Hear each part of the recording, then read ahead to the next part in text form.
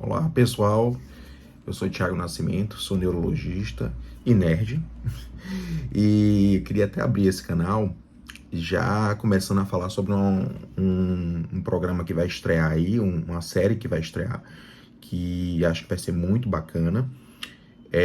Essa série, na verdade, é a Last of Us, que vai estrear agora nesse domingo, às 23 horas pela HBO, né? Só na internet, depois é que ela vai passar a tá nos outros canais. E essa série, o que é interessante dessa série? Que ela veio originada de alguns jogos do PlayStation, né? Então, um jogo que foi lançado do mesmo nome, o Last of Us, e é interessante que esse jogo eu tive a oportunidade de jogar, né? E é muito bacana. Então acho que a série deve seguir essa mesma lógica, até porque os criadores que estavam envolvidos no jogo estão envolvidos também na série, né? Então, essa série, ela é baseada nesse jogo, esse Last of Us. O primeiro foi lançado lá em 2013, que depois ele ficou chamado de parte 1, porque fez tanto sucesso que em 2020 foi lançado parte 2. Já em 2014 começaram a criar o parte 2, né? E o jogo, assim, é maravilhoso. Você se envolve com a história é muito boa. A história, basicamente, ela conta sobre uma pandemia. E é o período pós-pandemia, esse período pós-apocalíptico, que a gente entra nesse jogo aí, né? É muito interessante porque ela constrói muito bem um dos personagens principais, que é o Joel. E Joel passa por uma situação no início, que eu não vou dar spoilers, e depois cria uma afeição com a garota, que é a Ellie, e mostra muito dessa relação, né, entre os dois, né, que acaba gerando uma relação de pai e filho, né, pai e filha. E aí, essa pandemia é o quê? Basicamente, essa pandemia é muito baseado, lógico, naqueles jogos de zumbis, mas o que ela tem de diferente? É a infecção pelo fungo. E esse fungo, dentro do jogo, se chama Cordyceps. E esse fungo ele vai se apropriando da pessoa, a pessoa acaba aspirando os esporos, e esses esporos eles vão até o sistema nervoso central e lá transforma essas pessoas em zumbis. Só que o interessante dessa história é que esse Cordyceps existe. Graças a Deus, ele não infecta humanos, né? Ele infecta pequenos animais, geralmente formigas, né? E esse Cordyceps ele vai justamente no sistema nervoso central da formiga e transforma essas formigas em zumbis, né? A formiga começa a ser comandado por esse fungo, né? Bem interessante. E a partir daí ele vai se desenvolvendo mais e mais e mais até matar a formiga.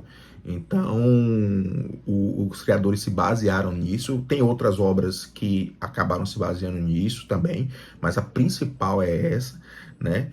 E o jogo fez tanto sucesso, como eu falei, que fizeram um complemento ao jogo em 2014, né? Que conta uma história à parte, que eu também não vou dar spoilers, porque deve estar na série, pelo que eu percebi do trailer. Left Behind, que conta um pouquinho do passado da história de Ellie, né? E em 2014 e em 2020 surge o parte 2, que eu também não vou dar spoilers, mas é a continuação dessa história. Então, o Cordyceps existe, mas geralmente afeta animais. Mas e aí entra a velha pergunta: será que pode existir algum fungo que afete o sistema nervoso central e mude o nosso comportamento? Então, eu resolvi trazer um pouco de neurologia aí para a gente tentar entender isso. Será que existe essa possibilidade? Sim, existe. Existem alguns tipos de fungos que eles podem acometer o sistema nervoso central.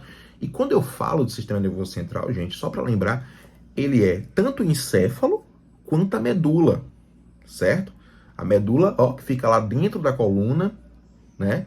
Então, a medula também pode ser afetada, né, por esses fungos, né? O que é mais comum? Quando a gente ouve, poxa, doutor, já ouvi falar de infecção causada por cândida, candidíase, né? Alguns pacientes podem ter na unha, pode ter infecção de pele por candidíase, associada a fraldas, pode ter na região genital, né? Mulheres podem ter essas infecções, às vezes com a questão do asseio, a questão de uso específico de roupas, né? Fungo gosta de lugares quentes e úmidos, né?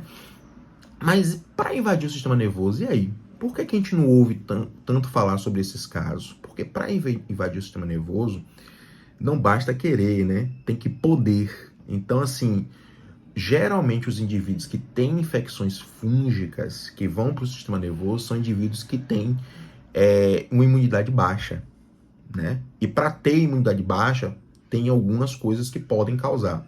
Uma das coisas que vocês devem lembrar de imunidade baixa, lembrar do HIV. A infecção pelo vírus HIV não significa que só por ter infecção vai ter a imunidade baixa.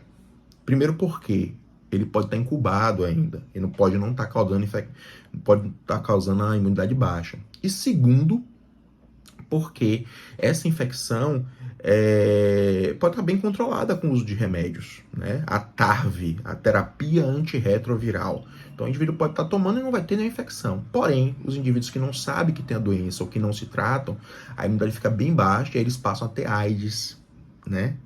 O significado do AIDS é justamente isso, que é essa imunossupressão grave, né? Esse HIV grave, esse HIV tardio, cheio de complicações. E aí uma das complicações frequentes que podem acontecer nesses indivíduos, lógico, infecção por fungo já é uma coisa mais rara, mas nesses indivíduos eles podem ter uma infecção por um fungo chamado criptococo.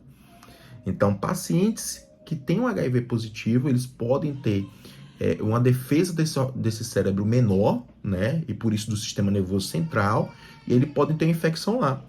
Uma dessas infecções é a infecção por criptococo, que geralmente ela causa o quê, doutor? Uma dor de cabeça muito forte, que não passa com nada.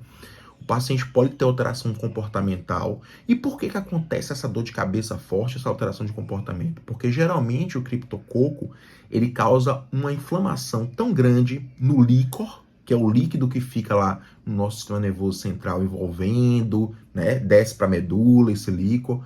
Esse líquor pode começar a aumentar a produção, a inflamação muito grande e aumentar essa quantidade de líquor. Só que lembre, nossa cabeça está aqui, ela está protegida, a minha já não está mais protegida por cabelo, mas está bem protegida, inclusive por ossos. Então não tem para onde expandir esse líquido. Então justamente causa uma hipertensão intracraniana, ou seja, uma hipertensão dentro do cérebro. E aí, muitas vezes, esse indivíduo ele precisa, além de tomar o antifúngico, o antibiótico específico para fungo, ele tem que também, muitas vezes, drenar esse líquor e tirando esse líquor. E alguns pacientes precisam até fazer cirurgias para poder tirar esse líquor, fazer cirurgia para botar uma válvula que drene esse líquor. Então, geralmente o criptococo pode acontecer assim. Pode acontecer infecção por criptococo em paciente imunocompetente. O que é imunocompetente, doutor? É aquele paciente que tem uma defesa do organismo ok, boa, pode.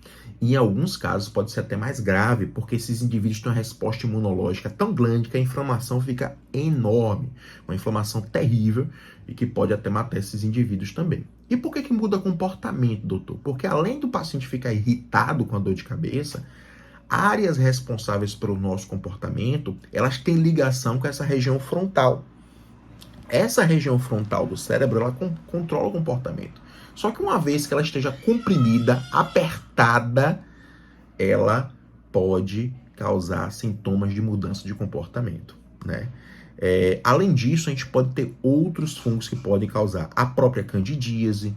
Ela pode ter, o paciente pode ter um paciente que usa muita medicação na veia por muito tempo, está muito tempo internado, diminui a imunidade. Esse indivíduo, a infecção de candidíase causa uma candidemia, uma infecção da cândida no sangue, mia vem de sangue, vai para o sangue e vai para o cérebro. Então pode acontecer também. E nesse caso aumenta a pressão intracraniana? Em alguns casos sim, mas muitas vezes causa como se fosse uma meningite por cândida, né? Outros indivíduos podem ter infecção por aspergilos, então aquela questão da criação de alguns animais, ar-condicionados que muitas vezes não são limpos. E essa infecção, por que eu estou falando isso? Porque geralmente a infecção pelo fungo, né?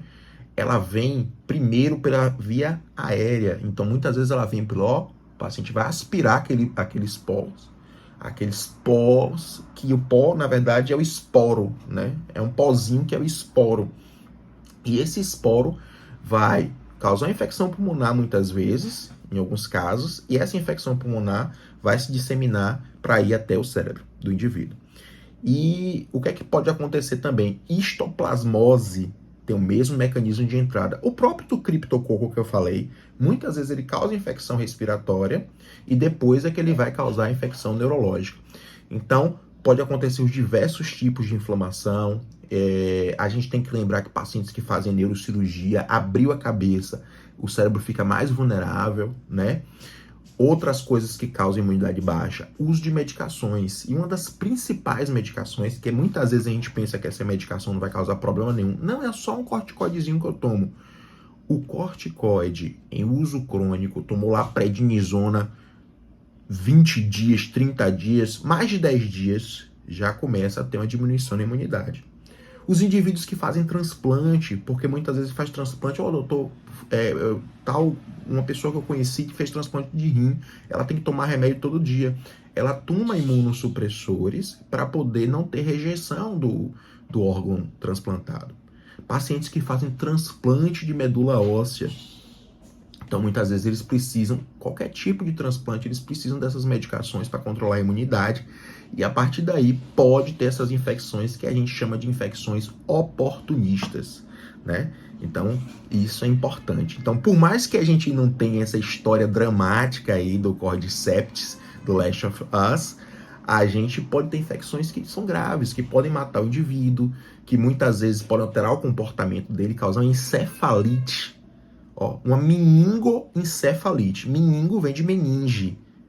É uma meningite? Não. É uma meningo, inflamou a meninge, inflamou o encéfalo, inflamou todo o cérebro. E muitas vezes a encefalite, ela causa realmente uma alteração comportamental, né? Além da irritação. Meningite é quando inflama só a meninge. Muitas vezes causa dor de cabeça, pode causar irritabilidade. Quando passa a causar alteração de comportamento, a gente já chama de encefalite, né? Pode causar crise convulsiva, né? Então, e lembrando que essa infecção, ela pode ficar lá na meninge, ela pode ir para o encéfalo e pode causar até abscessos, grandes abscessos.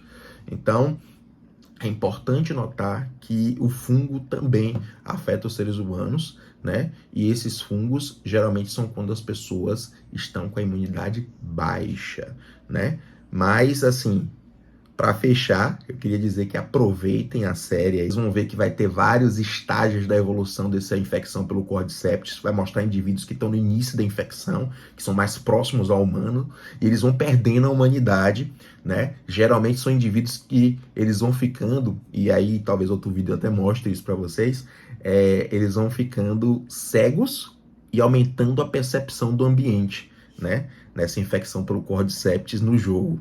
Né? É um jogo maravilhoso, tive a oportunidade de jogar, ele realmente tem uma história muito bem feita. Eu espero que a série da HBO também seja bem compatível com esse jogo e que vocês gostem, né? Estreia domingo, às 23 horas de hoje, do dia 15 de janeiro, tá certo? Aproveitem, manda o like pro vídeo, se inscrevam no canal e críticas, eu queria que você falasse sobre tal coisa, tal tipo de doença, doutor, e eu vou estar sempre relacionando esse mundo neurológico com esse mundo nerd, que são as minhas duas paixões, principais paixões, né?